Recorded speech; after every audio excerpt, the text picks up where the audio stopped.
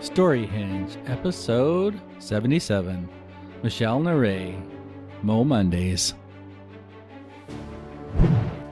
Really, from the beginning of time, from the time that we discovered fire and sat around that fire and told stories.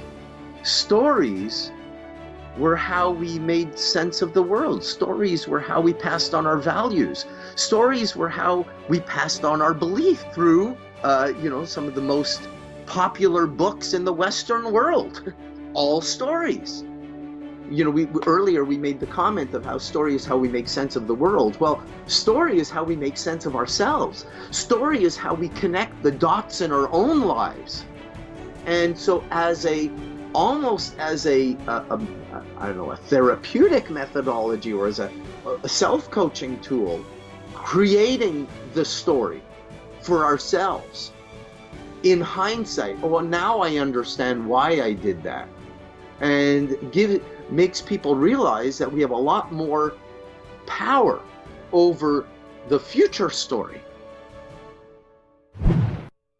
Welcome to StoryHinge. At StoryHinge, we explore foundational ideas and beliefs. We believe everyone has a beautiful story to grow. Now here's your host, Jason Vidaurri. All right, everyone, welcome to StoryHinge. Today we are going to be spending time with Michel Neray. Now, Michel has taught many individuals and helped thousands in using purposeful stories for their own leadership, for sales, for coaching, for business, and has taught people how to use storytelling and branding. He's also the founder of Momondays. Now, Momondays is a variety show that combines storytelling, comedy, and music. And that Momondays has expanded to more than 12 cities at this point. So with that, I want to welcome Michel Neray. You did an awesome job with the name. Thank you, Jason. And here at StoryHinge, it's a lot about personal stories we dive into, but we're also trying to examine story itself. And Michel, I know you have a background and maybe an interesting upbringing, and maybe your name itself has a story in it. So why don't you take us back to some of your roots, if you will, and help us understand where it started for you and maybe how that connects to where you're at today. Oh, you have just asked a question that nobody has ever asked me. And oh my God, you are so spot on. You said even your name has a story. Wow. I don't know if this is the best place to start this podcast conversation, but I'll tell you, I might as well dive into it now. My father actually made up the name. He shortened it from his previous name. So let me just tell you through the history on my father's side, the name up until I think the early 1900s or late 1800s, as best as I could tell, was Neray. And then sometime around the turn of that century, one of my ancestors decided to change it to Nehorayov. And the reason why he did that is because my father likes to joke that our family comes from the part of the world where they believe the Garden of Eden was. So near the Iran-Iraq border, my father was an Iranian Jew, and the root of the name actually comes from, we believe, Nehor. Nehor is an old Aramaic word, so one of the oldest languages, I believe, Aramaic word that means light.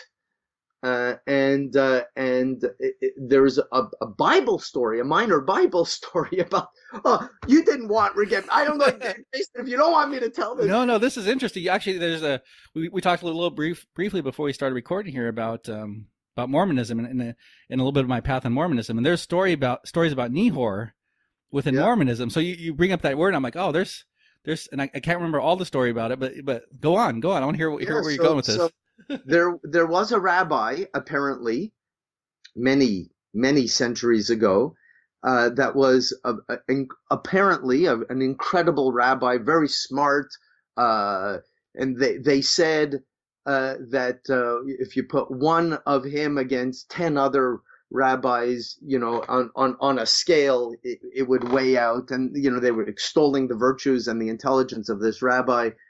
But as the story goes, this rabbi decided to leave his theological studies and go womanize, gamble, do all those things. And that lasted apparently for about a year. I don't know if I'm telling the story exactly right, because this is all from memory. But he decided to come back and return to his rabbinical studies and Judaism. And when he came back, they felt like it should be like a rebirth. And so they gave him the name of Nehor, Rabbi Nehor, because he was so enlightened. And in Aramaic, this word means light, because he brought light to his congregation. And that is, a story about the root of the name. And of course, so that's how the name became Nehorai. And then, as I told you, somebody changed it to Nehorayov.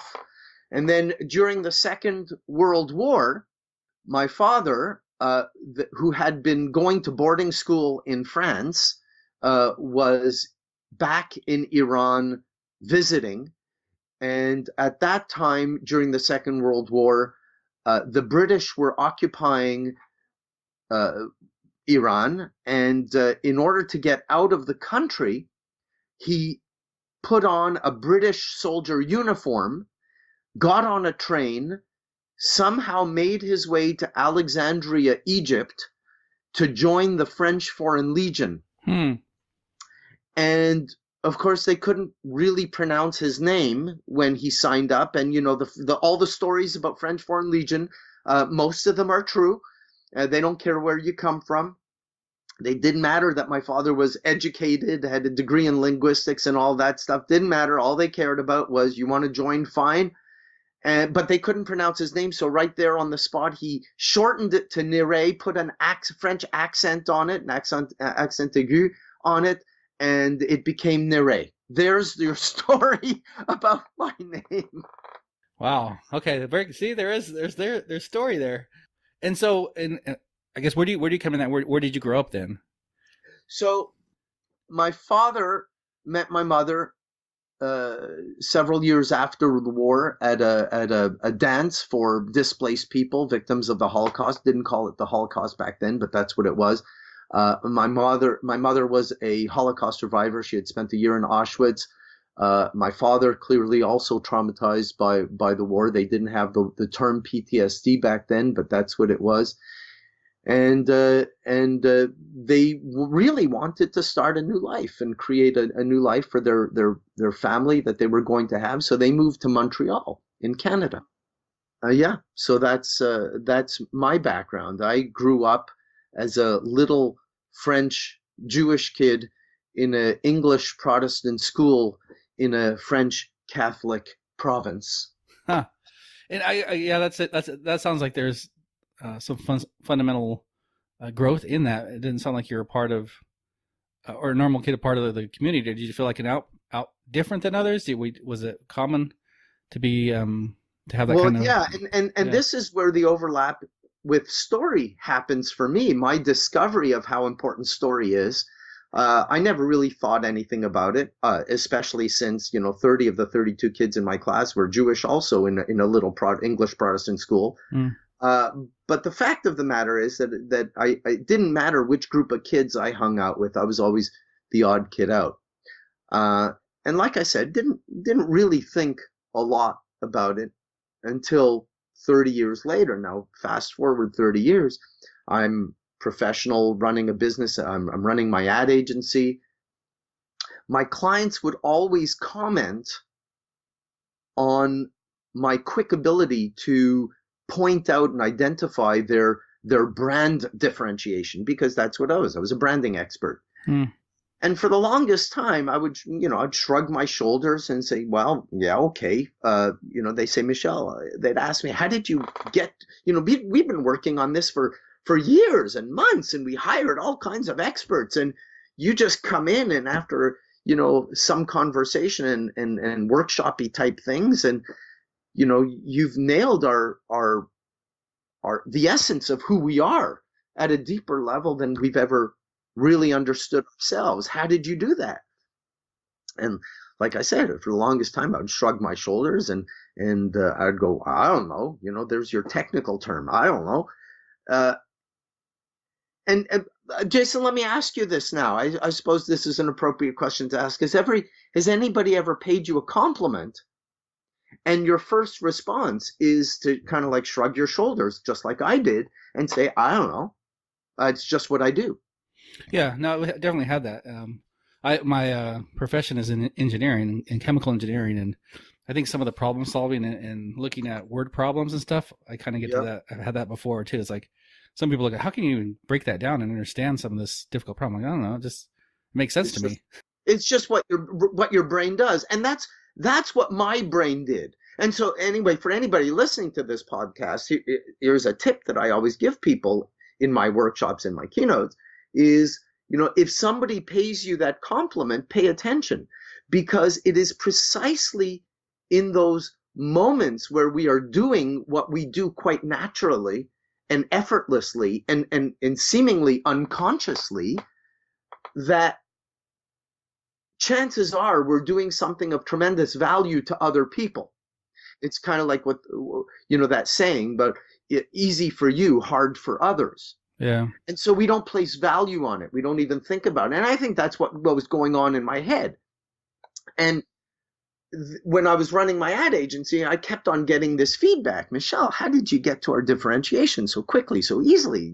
That's amazing. And I'd go shrug my shoulders and I'd say, I don't know, it's just what I do. Exactly like Jason, what you do when people gave you that compliment. But I kept hearing it, and I sat down with a friend of mine. I said, Stuart, you got to help me figure out what this is all about.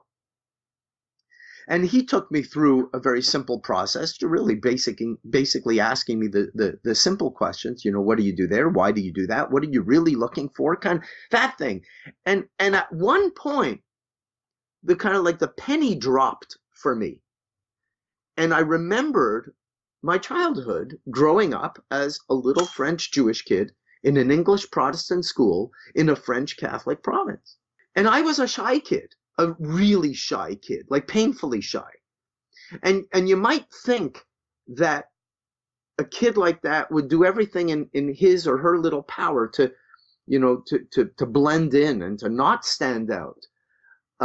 But I almost wrapped myself in the flag of being different. I never wanted to hide the fact that I was different. To my French friends, I spoke English. To my English friends, I spoke French. To everybody outside my little community, I made no bones about the fact that I was Jewish.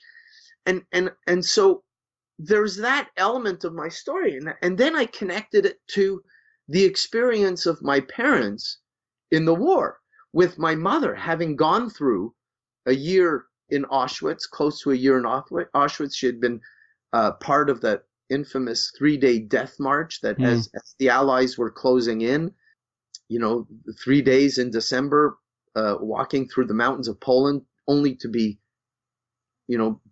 packed into another cattle car, and I mean literally a cattle car, to go to another concentration camp, and horrific things. I think I made this little internal vow to never be ashamed of who I was, who I am, and where I came from.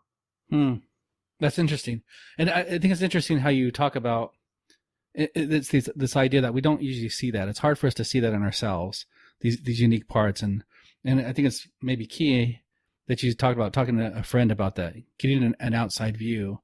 Do you have any other ways or helps that people might be able to tap into to see maybe these potential parts of themselves, parts of their own story that they may be blind to?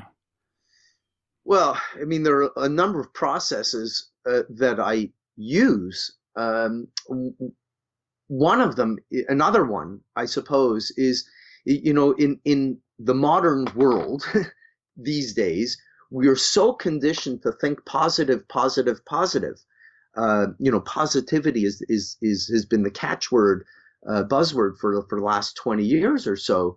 And but what I have found, not that I want people to become negative, but I think there's lots of richness that we could discover from things that annoy us, things that irritate us. So when we look at the way that other people do what we do, and you might say, you might look at the way other people do podcasts, and I would encourage you to say what irritates you about the way. Allow yourself to be critical. Allow yourself even to get indignant about the way that other people do podcasting, or as an engineer, the way that other people approach engineering problems. Because chances are what annoys you about the way that other people do what they do in the same field as what you do, it is another reflection. It's the opposite reflection of what you do so naturally. You can't understand why anybody would do it any differently. Yeah. Oh, that's cool. And so it's just one of the areas that I dig when I mine for gold, when I work with a client, in terms of looking for their differentiation. So, I mean, don't forget, my background is as a branding expert. That's what I do. And when I realized that when I worked with my clients and I got to a place, I said, oh, that's interesting. Why do you do that? And I suppose I wouldn't be like other communications experts who, would let it go at that. Oh, well, this is okay. Let's use it because it's a point of differentiation. I'd always want to know, well, what's behind it? What's behind it? Let's dig a little deeper. And what I found was that in every case, when I dug a little deeper, there was a story. Much in the same way that when I dug a little deeper about why I do what I do, or I should say why I do how I do what I do. I know that's a bit of a mouthful, but that's the right way, the absolute rigorous way to say it. How I do my advertising and communications work was this methodology of looking through the negative elements or negative perceptions or the negative stereotype, for another exercise that I'll just throw out there that I do, and then why I do it, what really harks back to my own upbringing and how I discovered my own story. And what I found was that at the heart of every differentiation was a story. And that's when I started connecting the dots and getting interested in where I'm going now back 20 years ago, 30, 25 years ago, long before storytelling became a bandwagon. I realized that there was something here that was absolutely valuable. And Jason, I mean, now that a lot of people are interested in storytelling, rightfully so, we can talk about how really from the beginning of time, from the time that we discovered fire and sat around that fire and told stories were how we made sense of the world. Stories were how we passed on our values. Stories were how we passed on our belief through, as we both know, some of the most popular books in the Western world. Yeah. All stories. Yeah, and I think it is very fundamental to us from the beginning. I have this vision of us, first coming out of the plains and basically as the first human coming out and trying to understand the world. In the first bits of understanding and compare and contrast, that very quickly forms into a story to understand things around us. I guess for you, when we use the word story a lot these days, but for you, what do you mean by a story? What is a story? A story. Good question. When I do my storytelling workshop, I actually don't want people to use the word story because I feel that there's too much anxiety around it. But when you really break it down to its component parts, a story is nothing more than an example. It's an example of why we do things a certain way. It's an example of why a belief should be held or should not be held. It's an example of why one methodology works and not doing the methodology does not work, which now in business we would call a case study, but they're all examples. That's good. Very good. And we tell stories all the time.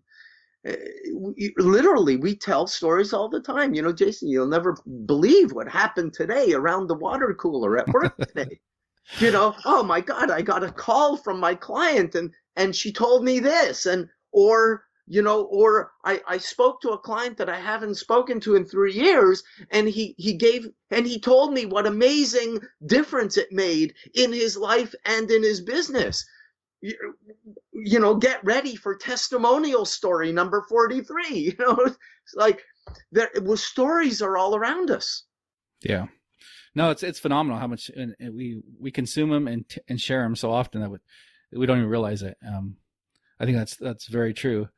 What do you think there's an area where we're not utilizing story to the fullest? And could you tell us about that? Well, it's hard for me to answer that question because in my world, my world being the world of storytelling, because now, you saw from the bio that I run, I used to do this, and I still do this professionally. I work with large corporations. I work with startups. I work with entrepreneurs. And there's always a story from a professional basis. But what I find is that there's a personal side to every story. And now, 6 years ago, I launched this monthly show called Momondays, which is really all about the personal story. And it's like the personal side of the professional work that I've been doing for the last 30 years. So on that side of the business, story, we're immersed in story. You ask me where are we not using story enough? I truly believe that story, earlier we made the comment of how story is how we make sense of the world. Well, story is how we make sense of ourselves. Story is how we connect the dots in our own lives. And so almost as a therapeutic methodology, or as a coaching tool, a self-coaching tool, creating the story for ourselves in hindsight. Oh, now I understand why I did that, and makes people realize that we have a lot more power over the future story. That's interesting. That's good. Because, through this podcast and talking to people and hearing that personal story, I've come up to this place of, even in my own story, there seems to be a lot of value, untapped value there. And I've been searching this question on how do you utilize your own story better? And what I hear you saying on that is that, well, understanding your own story, your own past story can help your current story, your future story. Is there any, I guess, nuts and bolts on how that works? Is it writing it out? Is it, orally telling your story? How do we go about that?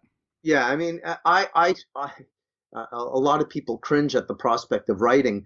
I'm a writer. I believe, and my father was a writer, and he taught me something that keeps ringing in my mind. He says, clear writing reflects clear thinking. And the reason why, the value of that is so wonderful, because, when we speak, once it's gone, it's gone. I mean, unless you're going to listen to the audio over and over again. But there are lots of things that we could get away with. There's fuzzy logic we could get away with when we speak orally, and that's all we ever look at. But when we put things down on paper, we force ourselves to articulate things and create a logic, an inherent logic, that if it's not there, becomes, or should become, patently obvious when you read it back. And now again, I've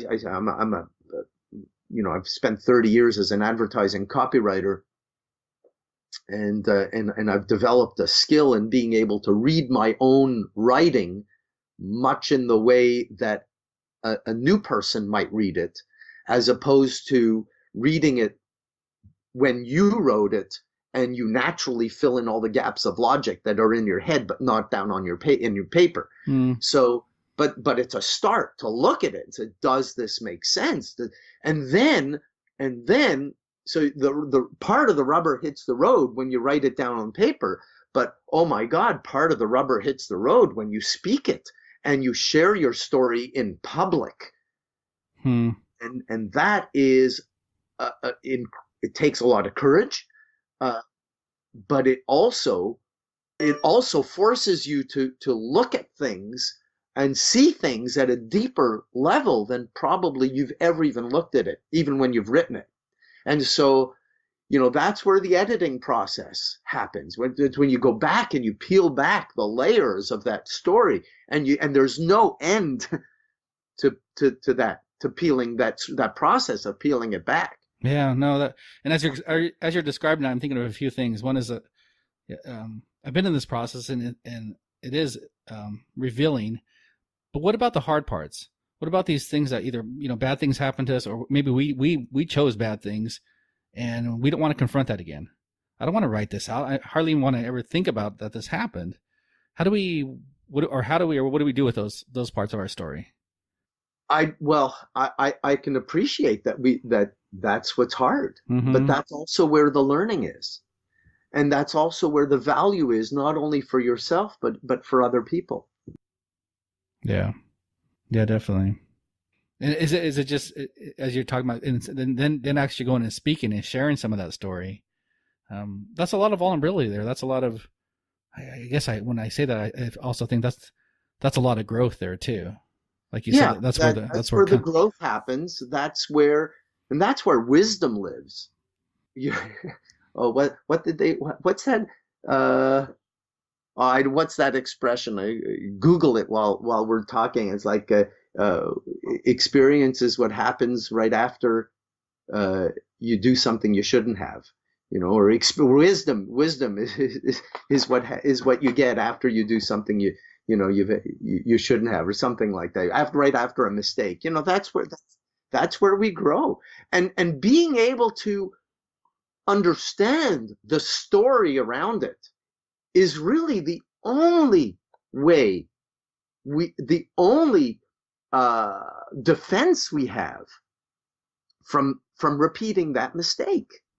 So Michel, you talk about how you started getting more into story through your business, and then that you have this Momondays. Why don't you help us fill that in a little bit more and help us understand, or maybe an example of this concept we're talking about when you do reveal that story, when you do speak your story, maybe that real vulnerable story. What does that do for you as a person? What does it do for the audience, since you've been able to witness some of that? Yeah, I mean, on so many levels. I've already told you I've been running this for 6 years, and it's now spread across the country. There are now 14 Momondays in different cities. So clearly this is, and it doesn't, and it's not, what's important about the way that we approach it is it's not this heavy, intense, I'm going to be so vulnerable. It's not like a 12-step program, but we actually condition ourselves to look at our story and be able to find the humor in it, because that's what helps us get through it.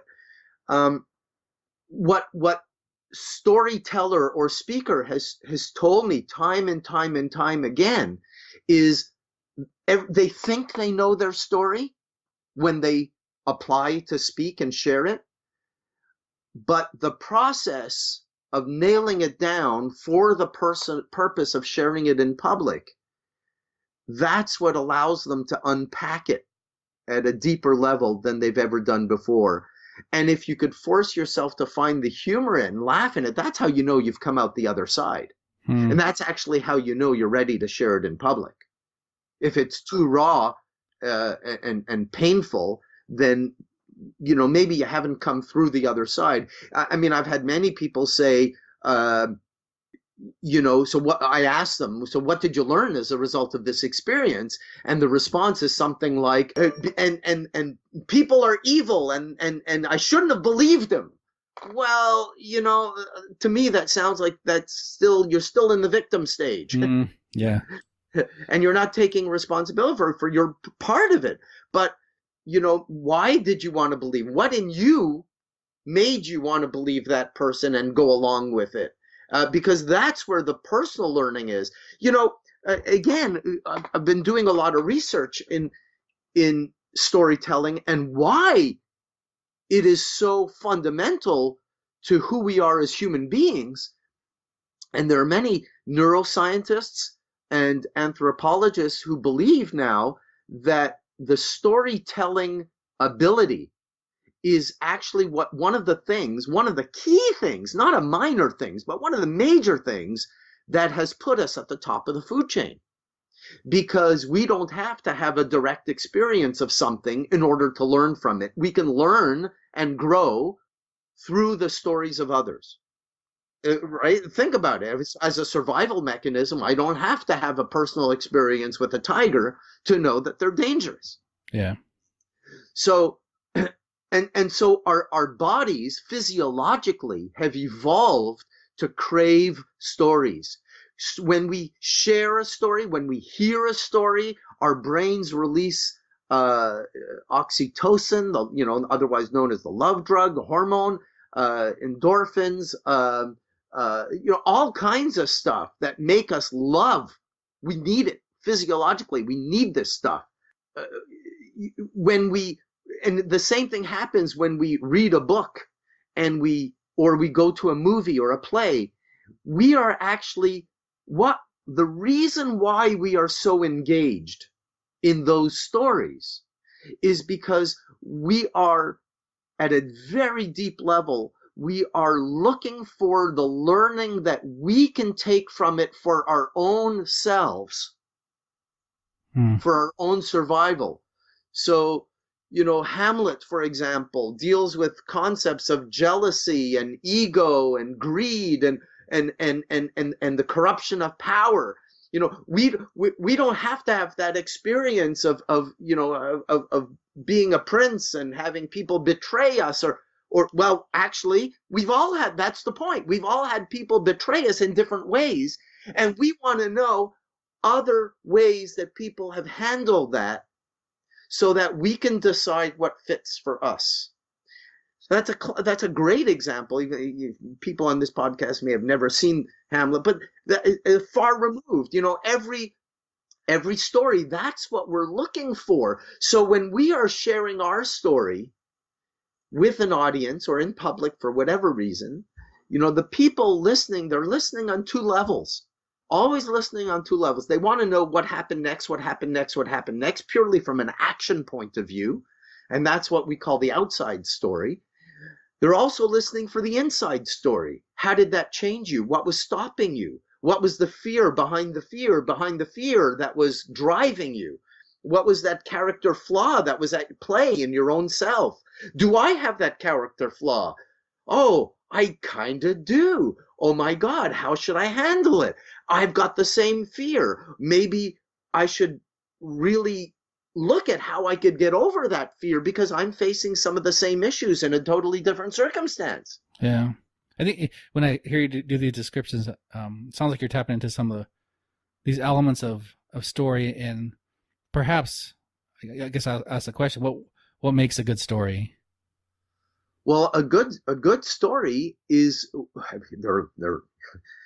it's kind of very complex and yet it's very simple at the same time. But there are so many moving parts, and it also depends on your performance. If you're speaking it, there's a performance aspect to it. So there's the structure of the story. There's the humor built into the story. I believe no matter how tragic a story is, it should always have some humor, if nothing else, and for audience relief at a critical moment. There's so many elements to a story, but one of the things that's critical is what I've just mentioned. It's really balancing that inside story and outside story. It's knowing, and it depends on the nature of the story. It's funny because genres of movie, action, thriller, comedy, adventure, romance, etc. We've been trained to believe that everything is one-dimensional, but that's not true. Even in the most superficial action movie, there is an element of what happens there is some internal conflict that the character is going through. Look at all the latest, Marvel comic movies or every single Batman movie. There's that internal conflict that Batman goes through. It's like, do I do what is right, even though people will hate me for it? Or do I do only what I need to do in order for people to like me because I crave that? Yeah. And there's that moral dilemma. Even though we've never been a superhero, we've all faced that decision. So I just watched a phenomenal movie, Molly's Game. And, I went to the movie theater and you can hear the director, and I think he was a scriptwriter, brilliant scriptwriter. He was a scriptwriter for West Wing. And, before the movie starts, there's that, interview with the director. And he says, this is a story about poker and organized crime but really it's not at all about any of that. And what he's just about to touch on are those universal themes. And again, the reason why this movie comes to mind right now is because one of the main themes is exactly that point that's in every Batman movie. It's, do I do what is morally and ethically right according to my own code, or do I do something that is self-serving, that'll get me a lighter sentence, or people will like me, or what, that same theme is, and I don't want to give it away. I highly recommend the movie. Not a spoiler alert, but that's one of the main themes. Okay. No, that's a good point. There's these multi-layers in the stories, and there's that, like I said, the outside and the internal, and then sometimes they're layered on top of each other. That just makes it oftentimes more intriguing, and we feel that deeper connection to the story. I guess, what do you see? Go good. I mean, you ask what makes a good story. I mean, it's very easier to tell you, going back to the negative that we talked about earlier, it's easier to tell you, what makes a bad story. A bad story is a story that spends 20 minutes on the setup where you don't need it. Kurt Vonnegut Jr., great American author.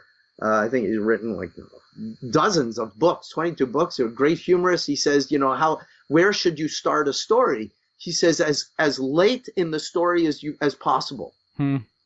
That's good. Right? Most people start too soon.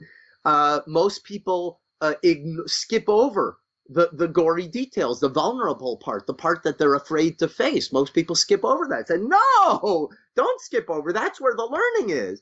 Most people make believe that once they have this insight, then they wave a magic wand and everything becomes wonderful. But we know life doesn't happen. It's not credible that way. We know it's 2 steps forward, 1 step back, or 3 steps forward, 5 steps back. And we want to know, the audience wants to know what the nature of that struggle, because we've all faced that struggle before.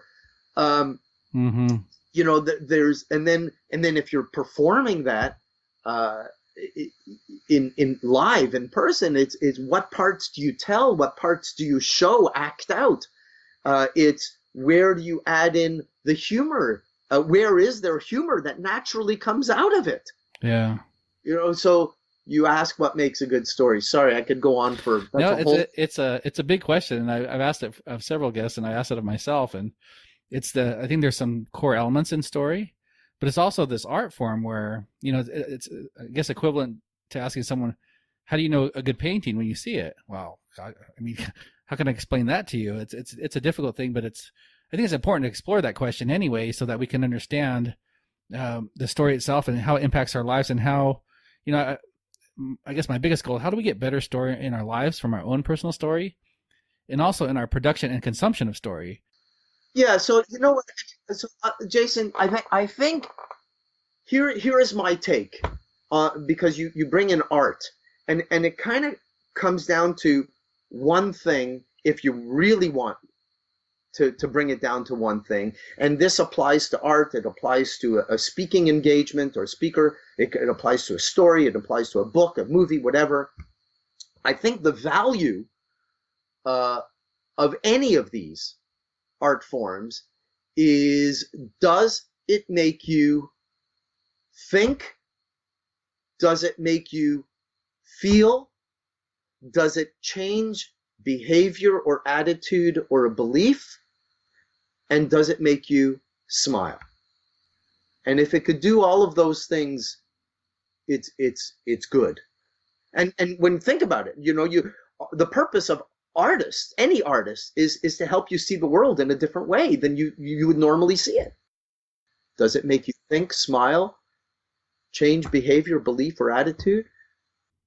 Well, Michel, before we depart here, I want to make sure we, for people who want to find out more about your work, and where can they go to do that? Oh, thank you for asking, Jason. You're such a gracious interviewer. So that's easy. You'll probably have my name on the podcast somewhere, but it's my last name.com, Neray.com, Neray.com. And now people will remember the whole story behind it.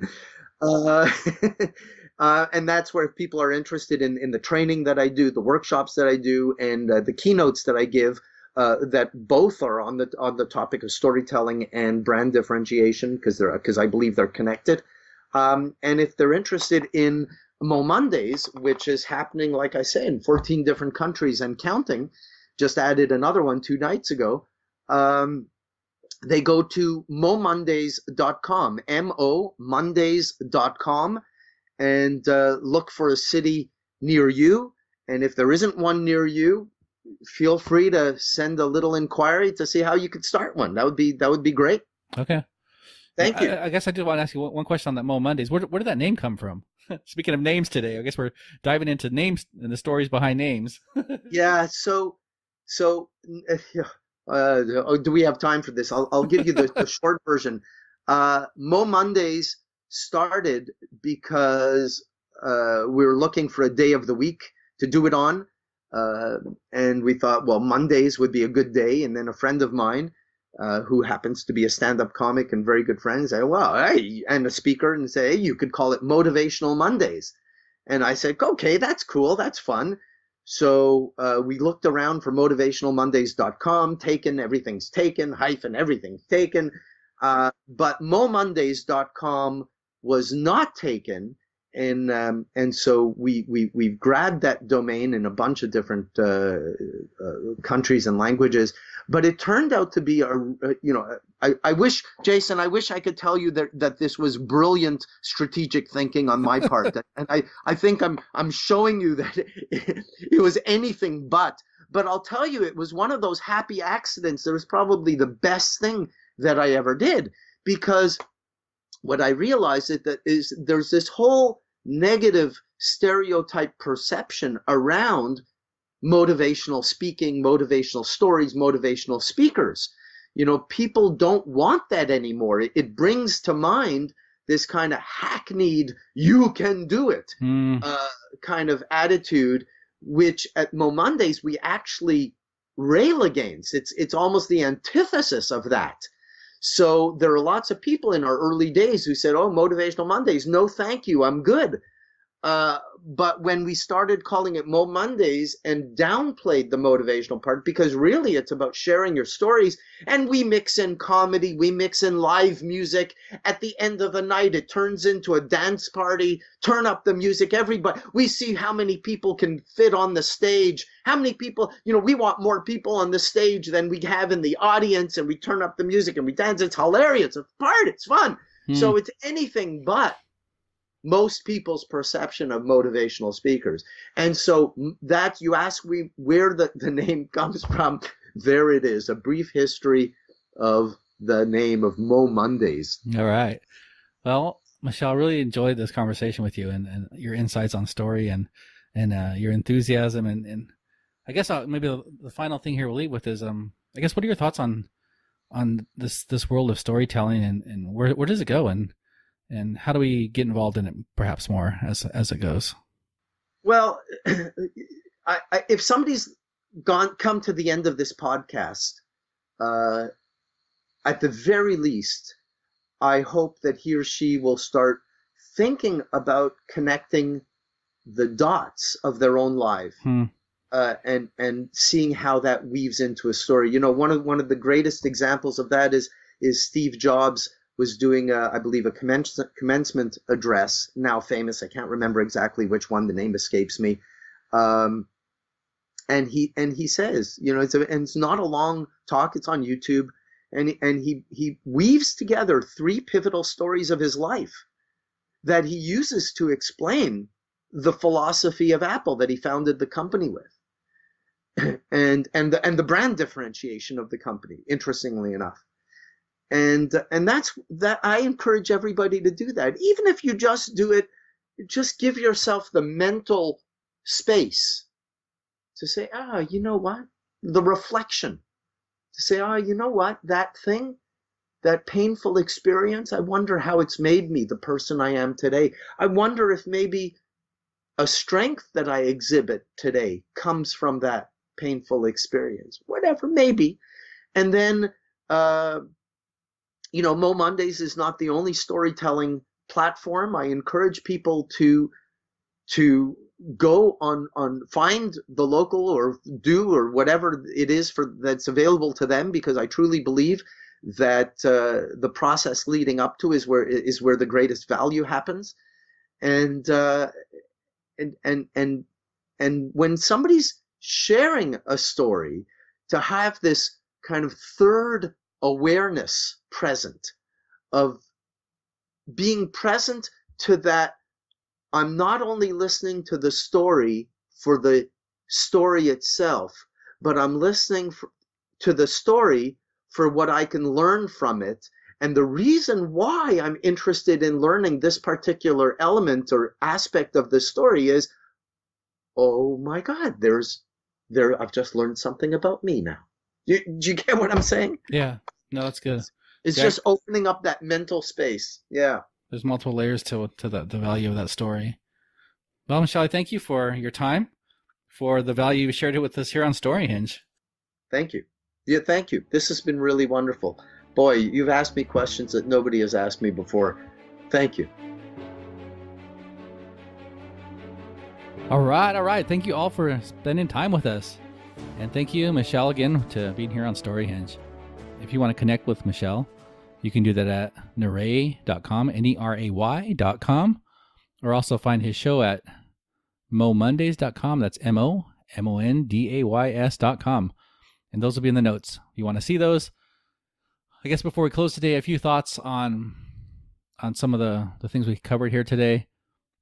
And I guess the first part was kind of cool that there's so much story in our lives, even in our name. There's a story behind there.